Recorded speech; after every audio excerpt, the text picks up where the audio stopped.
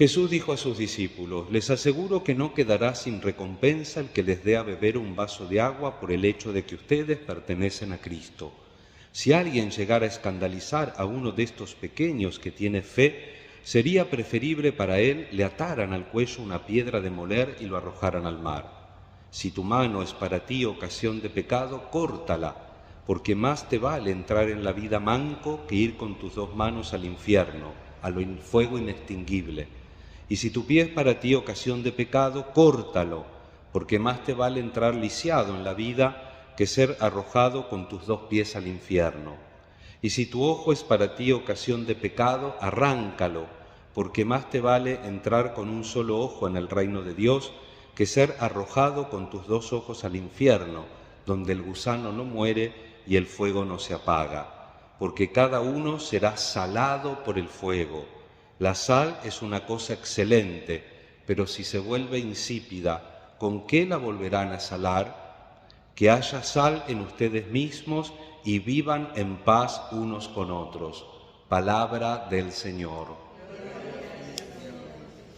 Queridos hermanos, el lunes, aunque tuvimos la celebración de Santa María, Madre de la Iglesia, comenzaba con la vuelta al tiempo ordinario en la séptima semana durante el año, la lectura de Santiago en el capítulo 4, donde hablaba de la sabiduría.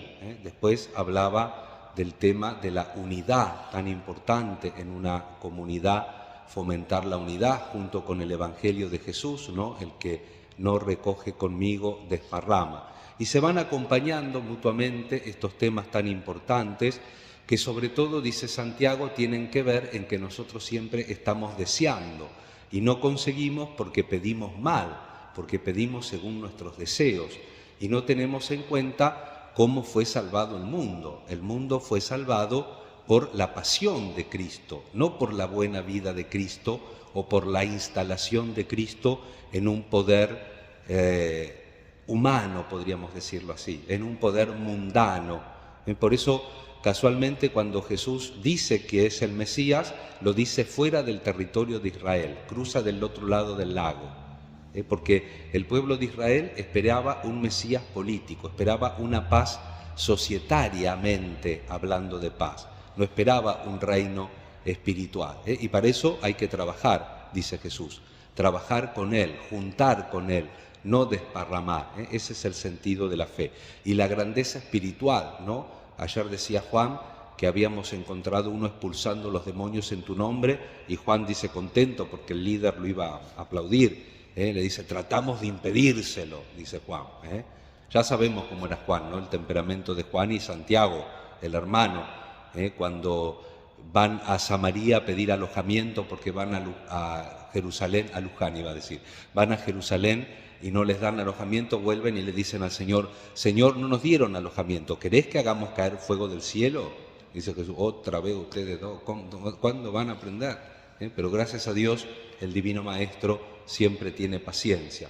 Aún así, después veíamos antes de ayer que los discípulos tenían miedo de preguntarle. Eso es muy importante si queremos tener una vida de fe que crezca. ¿Le preguntamos a Dios de verdad qué quiere para nosotros? No lo que nosotros queremos, que supuestamente ya lo sabemos, pero hay gente que nunca lo sabe porque nunca vive en paz. Por tanto, ¿tenemos miedo nosotros de preguntarle a Dios lo que quiere para nosotros? No es que Dios por ahí nos dice aceptá tal o cual limitación, aceptá tal o cual cruz, aceptá tal o cual enfermedad, y no queremos nosotros decirle sí, lo acepto y voy para adelante. Los discípulos tenían miedo de preguntarle, dice Jesús. Tal vez por la respuesta dura que le dio a Pedro cuando se fueron del otro lado del lago y Jesús anuncia la pasión, precisamente el núcleo de la salvación, la pasión, y Pedro le dice, no, Señor, a ti no te va a pasar nada. Y Jesús le dice, ponete atrás de mí, va de retro, Satanás, Satanás, porque esos no son los pensamientos de mi Padre, sino que son los pensamientos del mundo. Y hoy en esta misma línea, que es una línea técnicamente hablando, sapiencial, en esta línea sapiencial tenemos estas dos lecturas, la de Santiago, que le sigue hablando a los ricos, no ricos materialmente hablando, que también, y son a veces los más propensos a que la riqueza los aísle del resto de las necesidades, no solamente del pobre como Lázaro, ¿se acuerdan? Que estaba a las puertas del rico Culón, sino también a las necesidades de los inmediatos, de los que están más cerca. A veces estamos tan concentrados en nosotros mismos y las desgracias de nuestra vida que no somos capaces de pensar en el otro. Y Jesús no dice que tenemos que pensar en el otro solo cuando estamos bárbaros y tenemos todo satisfecho. Por eso dice el Salmo: felices los que tienen alma de pobres, las bienaventuranzas, que es el camino de perfección del Evangelio. El camino de salvación es cumplir los mandamientos. Si uno no quiere ir al infierno, cumple los 10 mandamientos. Y si uno quiere ser perfecto, dice Jesús, cumple las bienaventuranzas. Y las bienaventuranzas precisamente habla de la felicidad de los que tienen alma de pobres. Porque uno puede ser rico con muchos bienes materialmente hablando, o uno puede ser rico y rata a la vez, sin tener ningún bien puede ser rico. ¿Y cuál es el problema de los ricos? La riqueza no. El problema es la injusticia o el no compartir. Ese es el problema. Por eso dice: ustedes que han amontonado riquezas, ahora que es el tiempo final, sepan que el salario que han retenido, ¿ven? Injusticia. El salario que han retenido a los trabajadores en los campos está clamando. Y el clamor de los cosechadores ha llegado a los oídos del Señor del universo. Son como un animalito que se prepara para la parrilla, se están cebando, porque no tienen en cuenta. Les decía el otro día, ¿no?, cuando empezó el tema, que nos hace acordar a lo que decía Jesús con esa parábola, ¿no? El que demolió los graneros para hacer graneros más grandes y de esa forma tener, y dice Dios, insensato. Ahí venía con la enseñanza sapiencial de que todo en nuestra vida tenemos que decir: si Dios quiere, no voy a hacer tal cosa. Si Dios quiere, Dios por delante, con el favor de Dios, siempre tenemos que tener en vistas al Señor y su mandamiento. Por eso el Evangelio nos habla de que el sabio corta por lo sano. Les aseguro que toda obra de bien al hermano, aunque sea un vaso de agua, no porque se lo merece, no porque yo soy generoso, sino porque es mi discípulo, dice Jesús, les aseguro que no quedará sin recompensa. Y después el tema del escándalo. Pablo habla mucho del escándalo, dice: nosotros los fuertes tenemos que sobrellevar las flaquezas de los débiles. El tema de no escandalizar con las actitudes, con las conductas, con las respuestas, con la manera que tenemos de proceder en la Iglesia. Tenemos que tratar de no escandalizar al débil, a los pequeños, dice Jesús, que tienen fe. ¿Por qué? Porque sería preferible que le ataran al cuello una piedra de moler y lo arrojaran en el mar. Sería preferible no existir a escandalizar a alguien. Y entonces el Señor propone lo del siempre, ¿no? Que si tu mano es ocasión de pecado, córtala. Si tu ojo, porque estás deseando algo, sea algo sexual, sea algo monetario, sea un lugar, sea un prestigio, una fama, cualquier cosa que uno desee, córtala. Si con tu pie vas a un lugar que sabes que vas a terminar pecando, faltando a la caridad, no siendo generoso, no sabiendo renunciar a ti mismo, como nos pide Jesús, que el que quiere seguirlo tiene que renunciar a sí mismo, cargar la cruz y seguirlo, corta el pie.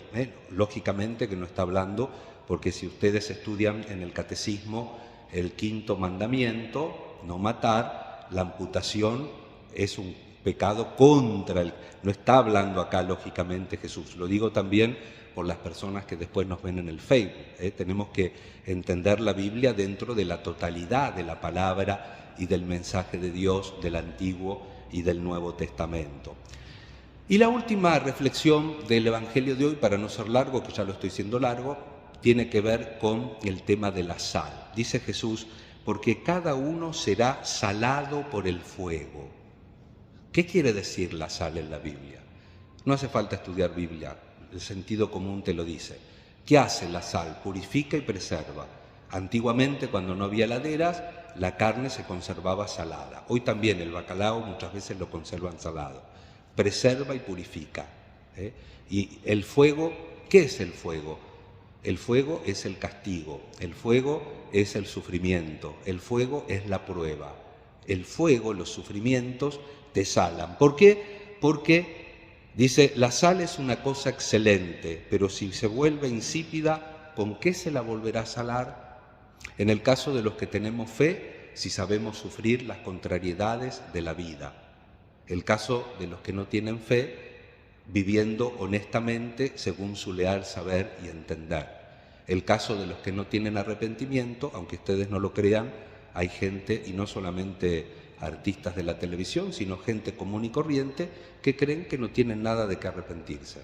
Y bueno, eso ya siempre Dios espera, la misericordia, pero la purificación, la salación, por decirlo así, porque tiene que ver con la sabiduría.